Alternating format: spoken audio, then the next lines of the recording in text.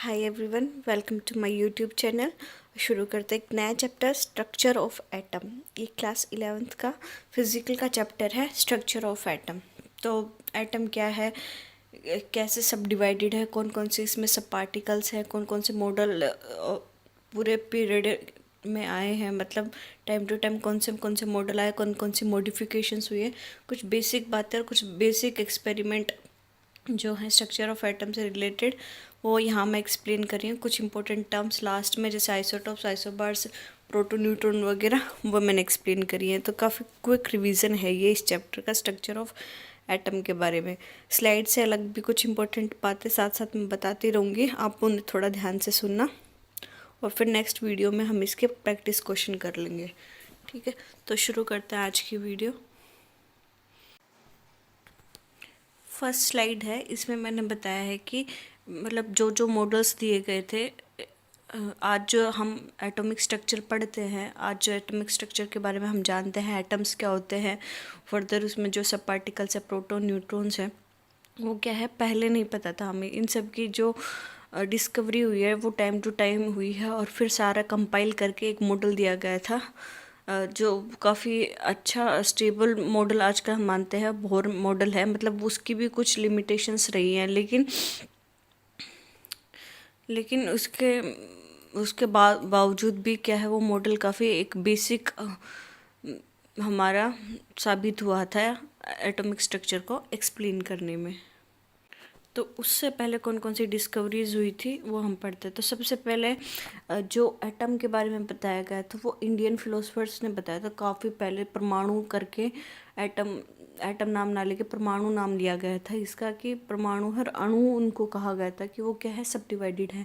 लेकिन वो कुछ इसकी ना हिस्ट्री कंसिडर करी जाती है ना कुछ और।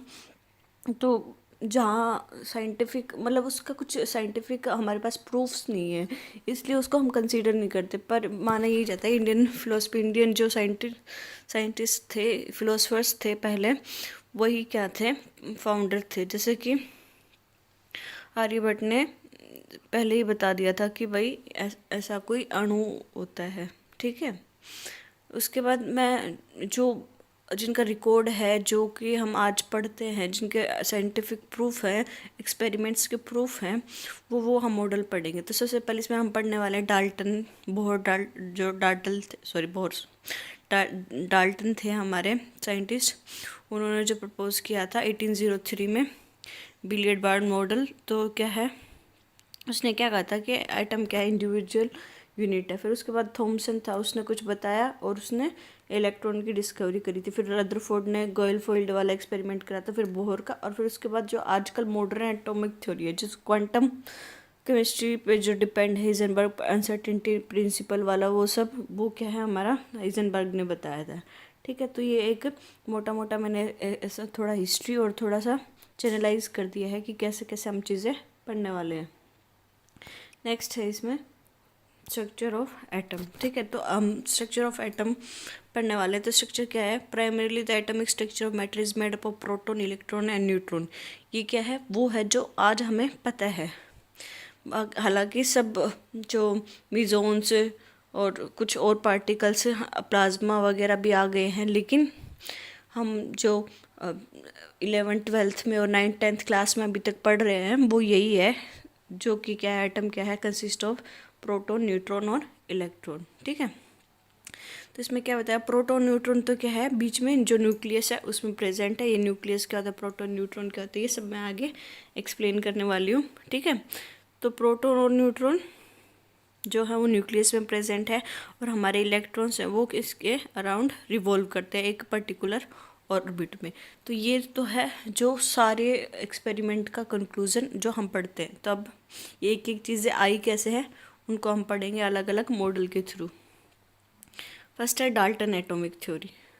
तो डाल्टन ने कुछ एक्सपेरिमेंट करे, कुछ ऑब्जर्वेशंस करी, इसलिए इसको क्या बोलते हैं, फाउंडर ऑफ एटॉमिक थ्योरी। क्योंकि सबसे पहले डाल्टन ही था जिसने काफ़ी हद तक और काफ़ी चीज़ें एक्सप्लेन करके एटॉमिक मॉडल के बारे में बताया था। ये क्या है, उन्होंने बताया एटम को एक इंडिविजुअल और इंडिस्ट्रक्टिबल, मतलब एटम को ना ही हम तोड़ सकते ना ही इंडिस्ट्रक्टिबल।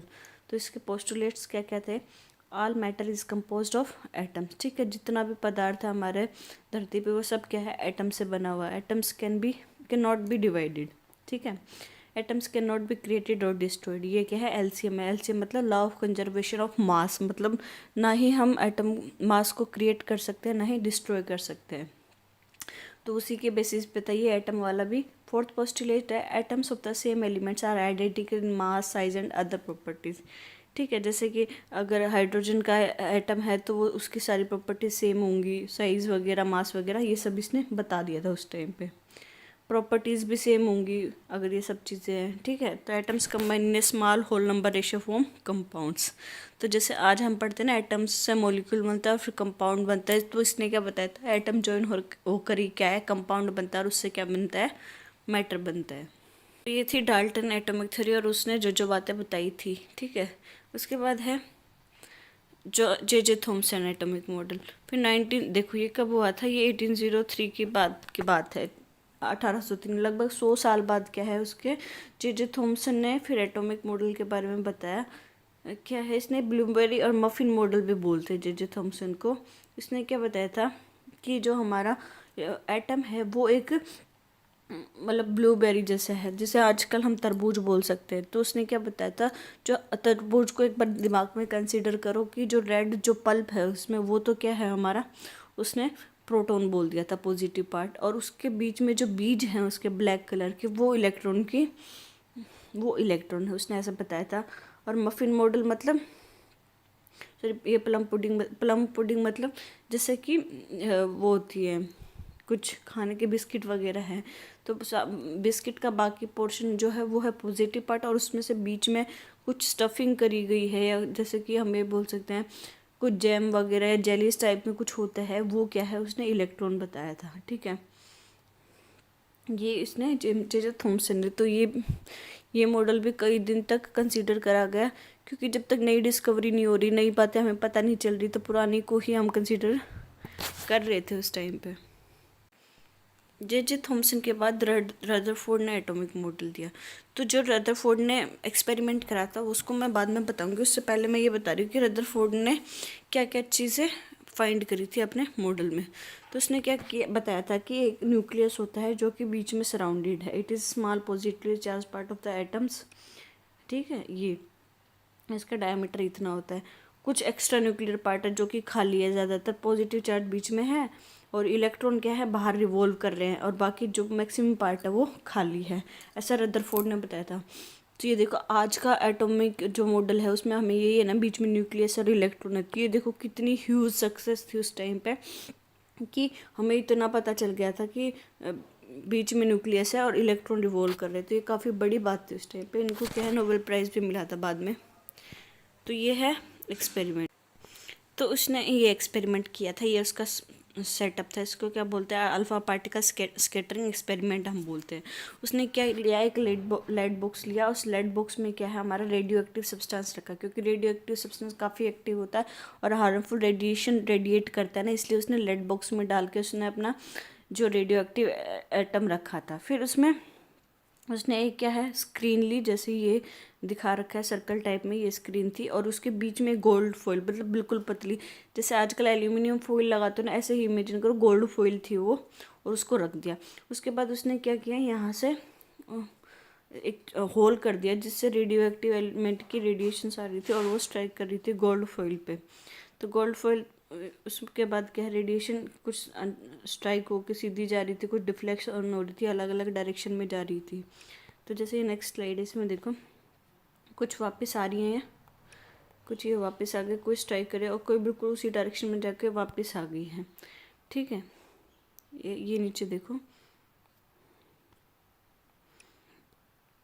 ये डिफ्लेक्शन। तो इसने इससे क्या जो ऑब्जर्व किया वो बताया कि मैक्सिमम जो पार्ट है वो क्या है बीच में सिचुएटेड है, जैसे कि ये है सेंटर पे, क्योंकि सेंटर पे कुछ ऐसी हैवी चीज़ें जिससे टकरा कर रेज वापस आ रही है, और मैक्सिमम रेज क्या है जो 80 to 85% वो बिल्कुल पास हो रही है। तो उसका क्या मतलब है, मैक्सिमम पार्ट इसमें खाली है और कुछ डिफ्लेक्शन आसपास भी हो रहा था, जिससे उसने ये बताया कि जो आसपास से डिफ्लेक्शन हो रहा है वो इलेक्ट्रॉन से हो रहा है।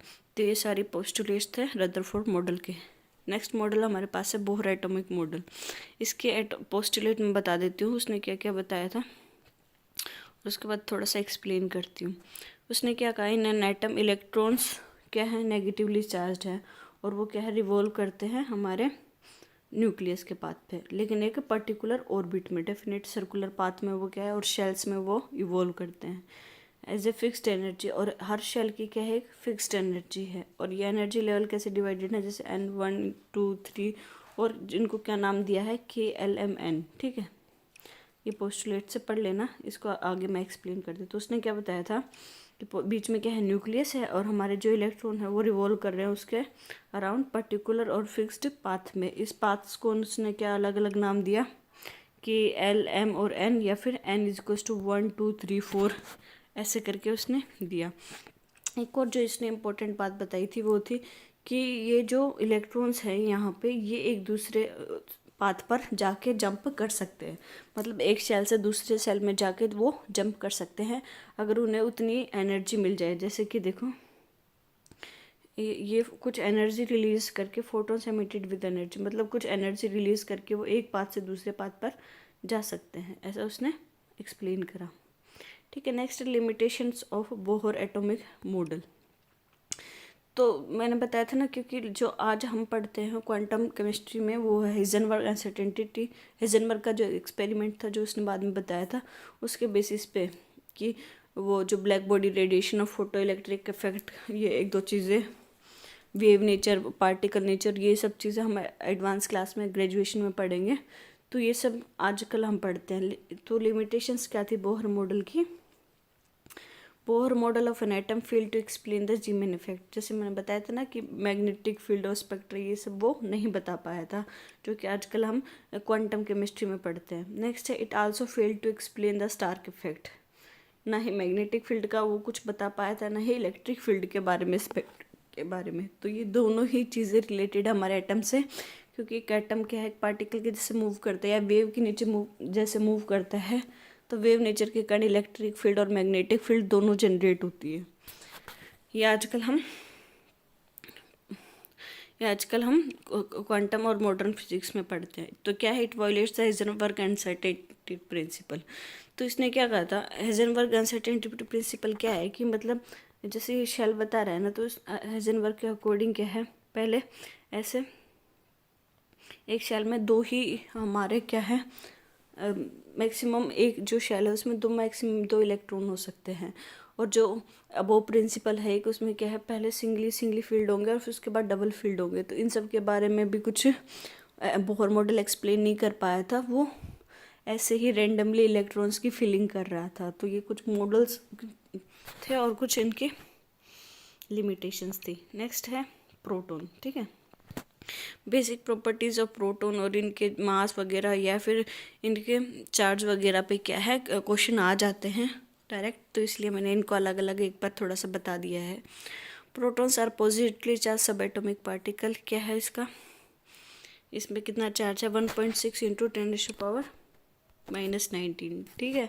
और इसका मास क्या है, 1.6 × 10⁻24। तो देखो ऑलमोस्ट सेम सा है, 1.6 लेकिन ये क्या 10⁻19 है, 10⁻24। प्रोटॉन की बात हो रही है यहाँ पे। और दूसरी बात है, protons are over 1800 times heavier than electrons. Protons में ज़्यादा वजन है। तो इसलिए हम एक चीज़ पढ़ते हैं ना कि एटम का मास क्या है, उसके न्यूक्लियस में प्रेजेंट है। तो न्यूक्लियस में क्या क्या चीज़ें प्रेजेंट है, प्रोटॉन और न्यूट्रॉन। और प्रोटॉन भी क्या हैवी होता है, इसलिए एटम का मास होता है। इलेक्ट्रॉन के कारण उसमें कोई मास नहीं होता है एटम में, जो मास होता है वो प्रोटॉन और न्यूट्रॉन के कारण होता है। तो एक और जो इम्पोर्टेंट बात है, total number of protons in the atom element always equal to the atomic number of the element. तो किसी एलिमेंट का एटॉमिक नंबर हमें पता करना है, तो उसमें हमें अगर प्रोटॉन पता है तो वही उसका क्या है, एटॉमिक नंबर हो जाएगा। नेक्स्ट है न्यूट्रॉन। तो मास कितना है, जितना प्रोटॉन का मास है उतना ही लगभग क्या है, न्यूट्रॉन का मास है। दोनों कंबाइन करके क्या है, न्यूक्लियस का मास बनाते हैं। न्यूट्रॉन्स आर इलेक्ट्रिकली न्यूट्रल, इस पर कोई चार्ज नहीं होता। प्रोटॉन क्या होते हैं, पॉजिटिवली चार्ज होते हैं, और न्यूट्रॉन पर कोई चार्ज नहीं होता। Different isotopes an element have the same number of protons. Isotope क्या होता है, नेक्स्ट स्लाइड्स में पढ़ेंगे तो आइसोटोप क्या होता है, उनमें प्रोटॉन नंबर तो सेम होता है लेकिन न्यूट्रॉन क्या होता है, अलग होता है, इसलिए वो आइसोटोप फॉर्मेशन करते हैं। प्रोटॉन सेम और न्यूट्रॉन अलग, ठीक है। ये प्रोटॉन सेम और न्यूट्रॉन अलग लास्ट पॉइंट है। इलेक्ट्रॉन क्या है, the charge of an electron is -1, ठीक है। पॉजिटिव, प्रोटॉन का पॉजिटिव चार्ज, न्यूट्रॉन पे कोई चार्ज नहीं, और इलेक्ट्रॉन पे क्या है, -1 चार्ज। कितना चार्ज है, 1.6 इंटू 10⁻⁻19। प्रोटॉन और जितना चार्ज प्रोटॉन पे है सेम उतना ही इलेक्ट्रॉन पे है, लेकिन इसका मास क्या है, 9.1 इंटू 10⁻⁻13। वो देखो जो प्रोटॉन का चार्ज था वो कितना था, -24 की रेंज में था, और ये -31, मतलब उससे भी कहीं ज़्यादा कम, कितना 1800 टाइम कम था, ठीक है। ड्यू टू द रिलेटिव और negligible mass of electron they are ignored when calculated the mass number. बिल्कुल नेग्लिजिबल मास है, इसलिए जो मास वो हम काउंट करते हैं वो प्रोटॉन और बस न्यूट्रॉन का ही करते हैं। नेक्स्ट है आइसोटोप्स। तो आइसोटोप्स तो हमने पढ़ ही लिया क्या है, प्रोटॉन नंबर तो क्या होंगे, सेम, और जो हमारे न्यूट्रॉन नंबर हैं वो अलग होंगे। अब देखो ये एग्जांपल है हाइड्रोजन का, इसमें एग्जांपल से ही क्लियर हो जाएगा। देखो प्रोटॉन बिल्कुल तीनों में क्या है, एक एक ही है, लेकिन जो हाइड्रोजन का ड्यूटेरियम वाला है उसमें क्या है, हमारे पास एक न्यूट्रॉन है, एक एक्स्ट्रा न्यूट्रॉन है, और जो ट्रिटियम उसके पास क्या है, 2 एक्स्ट्रा न्यूट्रॉन है। तो यहाँ पर टोटल मास क्या हो गया इसका, 1, सिर्फ प्रोटॉन के कारण, ये प्रोटॉन और न्यूट्रॉन के कारण, और ये 2 न्यूट्रॉन और 1 प्रोटॉन के कारण इसका मास हो गया है। तो ऐसे अब इनका एटॉमिक नंबर पूछे तो तीनों में एटॉमिक नंबर क्या है, 1 1 1, लेकिन मास नंबर इसमें 1 2 और 3। तो ये क्या है, आइसोटोप्स का एग्जाम्पल है। Protons but differ in the number of neutrons. ऐसे ही है आइसोबार्स। ये क्या है, atoms of different elements have the same mass number but different atomic number. इसमें क्या है, मास नंबर सेम रहेगा। आइसोबार और आइसोटोप में क्या फ़र्क है कि आइसोटोप में तो क्या है, मास नंबर अलग है और एटॉमिक नंबर सेम है, लेकिन आइसोबार में क्या है, सेम मास नंबर है, मास नंबर बिल्कुल सेम होगा और डिफरेंट क्या होंगे उनके एटॉमिक नंबर। तो एग्जांपल है जैसे आर्गन और कैल्शियम। अब देखो दोनों ही क्या है, 40 और 40, दोनों का मास क्या है, 40 40 है, लेकिन इसका एटॉमिक नंबर कितना है, 18, और इसका एटॉमिक नंबर कितना है, 20, ठीक है। तो इसका एग्जाम्पल याद कर लेना, आर्गन और कैल्शियम दोनों का एटॉमिक नंबर तो क्या है, 18 और 20, और एटॉमिक मास क्या है, 14 14, ठीक है। देखो प्रोटॉन और न्यूट्रॉन के नंबर में भी यहाँ पे चेंज आ रहा है। एक चीज़ और मैं बता दूँ कि एटम को रिप्रेजेंट कैसे करते हैं, एटम को रिप्रेजेंट करते हैं जेड से, सॉरी ए से, और नीचे क्या है इसका जेड हो जाएगा और ऊपर हो जाएगा ए, सॉरी एस को रिप्रेजेंट करते हैं हम एक्स से, नीचे क्या है जेड और ऊपर क्या है ए।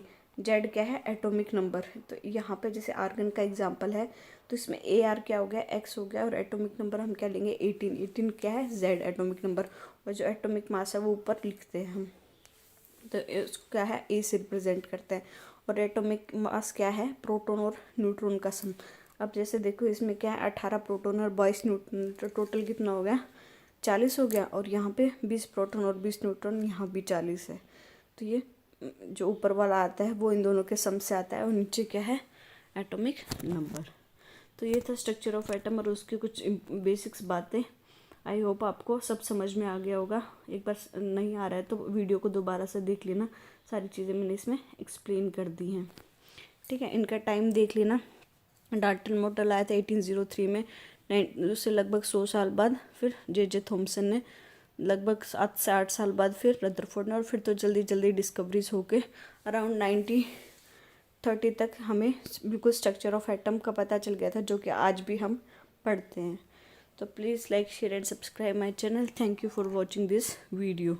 नेक्स्ट जो वीडियो होगी इसके क्वेश्चन से रिलेटेड होगी, जो अलग अलग कॉम्पिटिटिव एग्ज़ाम में क्वेश्चंस आए हैं कि वीएस टीजीटी पीजीटी वगैरह में, स्टेट वगैरह में, तो वो हम कवर कर लेंगे। Thank you so much.